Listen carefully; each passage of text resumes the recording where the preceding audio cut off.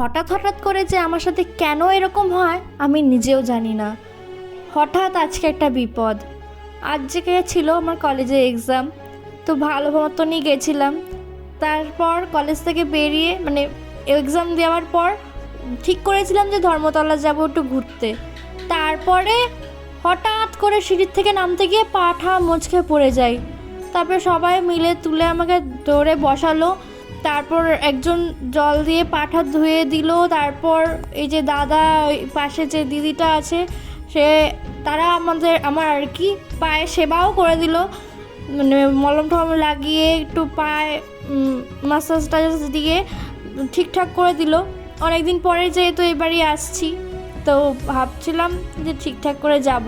তখন ভাবছি যে আমি যাব কি করে, সেই আমাকে তাহলে সোদপুরই ফিরে যেতে হবে। তারপর কোনো রকম তো বাসে উঠে চলে এসেছি। তারপরে এখন বাড়ি এসে এই আইস ব্যাগ দিলাম। তারপরে দেখি এই যে এরকম ফুলে আছে, দেখো তোমরাই নিজেরা দেখো কীরকম ফুলে রয়েছে। মানে কি বলবো, নিজের ওপর মাঝে মাঝে রাগ ওঠে, কেন এরকম হয় আমার সাথে। এই পাতেই কিন্তু আমি বারবার ব্যথা পাই, আগেও দুবার এই পাতেই ব্যথা পেয়েছি, জানি না কেন হয়।